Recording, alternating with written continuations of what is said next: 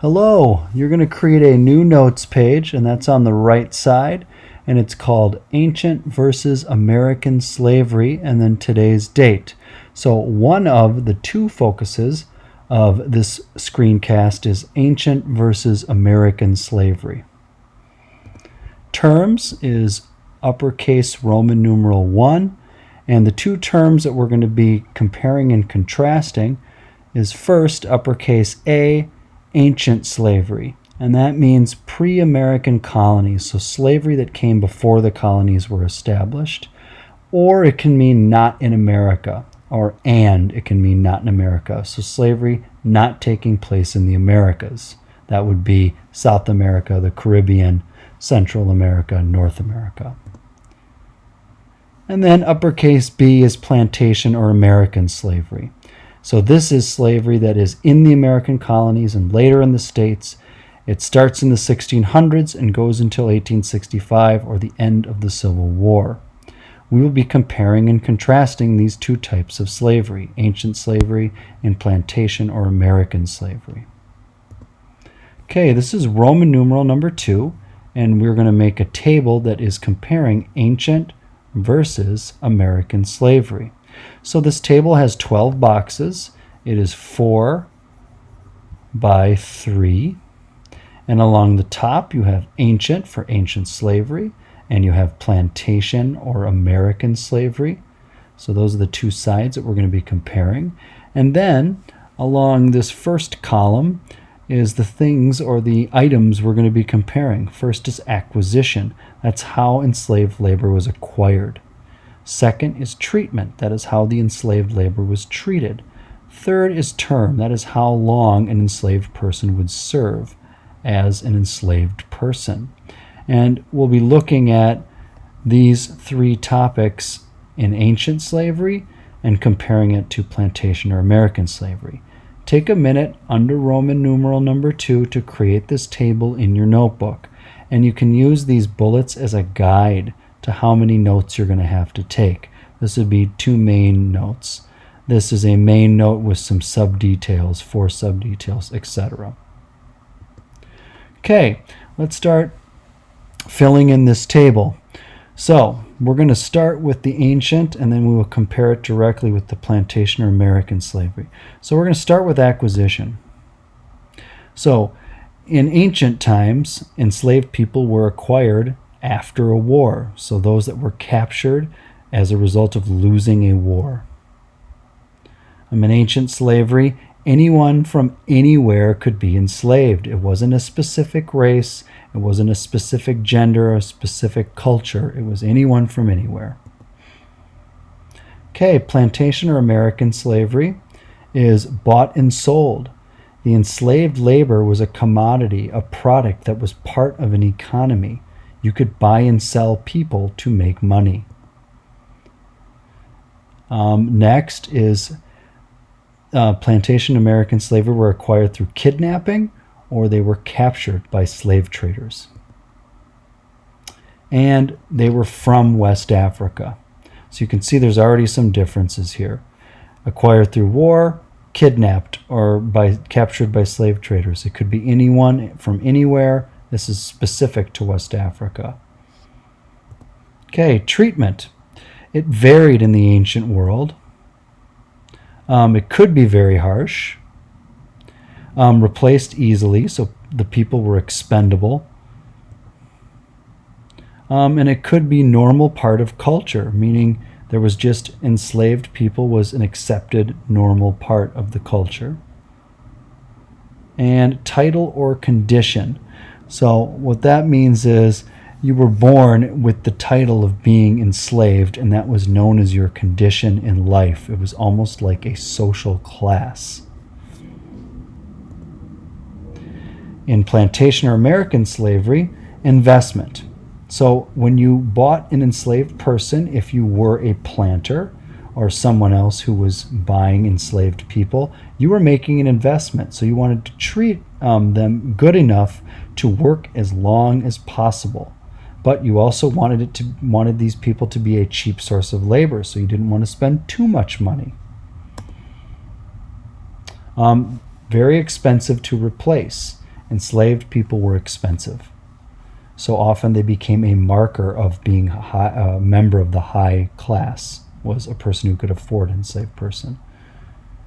Okay, on to term. Life was often cut life. So you would serve for life, but it was often cut short because of work. So in other words, depending on the type of job you were doing, sometimes you would serve for life, but sometimes you would complete a task and you were done with your service. You could buy or earn your freedom. So if you earned money doing certain tasks, you could purchase your freedom back, or you could earn it by performing certain tasks. So the enslaved person in the ancient world was sometimes in charge of his or her freedom. In plantation or American slavery, you served for life. The longer, the better for the owners of enslaved people. They wanted to have the people for life, so they had a dependent and reliable source of cheap labor. And owner decides about freedom. So you could not, an enslaved person could not buy his or her freedom or earn it. Okay, take a moment to make sure this table is complete. All right, please create a new notes page. So turn to the next right side, and you're going to call this Mercantilism and Triangular Trade, and then today's date. We're going to define mercantilism as well as maybe for a lot of you, it's review the triangular trade. So mercantilism and the triangular trade, this is all a part of forced migration of African people and the system of slavery. So Roman numeral 1 is mercantilism, and this graph or picture shows what mercantilism was. So you had colonies. Colonies would produce raw materials like gold, silver, fur, lumber, food, which is cash crops, and that would be brought to the mother country, let's say England. And then in England, manufactured goods were created and they were sent back to the colonies and sold to the colonies, and oftentimes these manufactured goods were used to produce or extract the raw materials. And this cycle would go on, so that the colonies supported the mother country, and what the mother country did supported the colonies. And the mother country ended up making the money out of the deal because the colonies could only deal with them.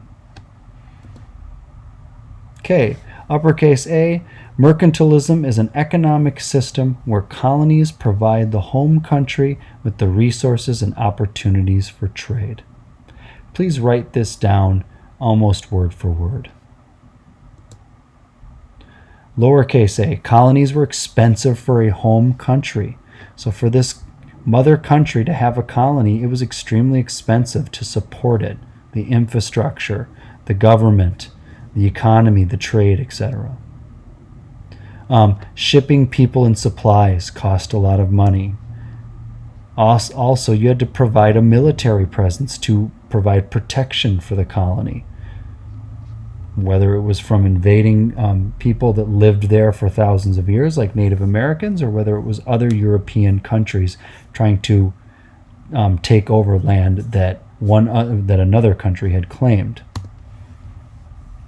Lowercase b, merc is mercantilism, depends on a large population of cheap labor. So the colonies are not going to be producing these raw materials without cheap labor and lots of it. Cash crops in particular took a lot of labor to harvest and pick and produce into a product or something you could eat, or if it's tobacco, smoke.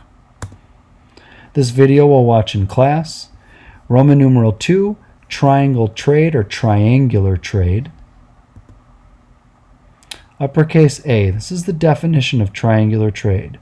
A system of trade between England, Africa, and the Americas, where there was an exchange of goods, enslaved people, and raw materials. And this is a graphic of what the triangular trade looked like. You can see the triangle shape of the trade between Europe, the Americas, and Africa. Lowercase a, the leg from Europe to Africa. So that's from Europe down to Africa. lowercase Roman numeral 1, was manufactured goods were sent on this leg. That could be guns, iron, shackles, beads, rum. Now we're talking about B, Africa to the Americas. That's Africa to the Americas. That's also called the Middle Passage. And on this Middle Passage, enslaved people were moved from Africa across, usually to the Caribbean, sometimes to the British colonies, and later on the States. C, the Americas to England. So that's from the Americas back to the mother country, England. And lowercase Roman numeral 1 is raw materials were sent. Lumber, tobacco, cotton, sugar, rice, indigo, rum, etc.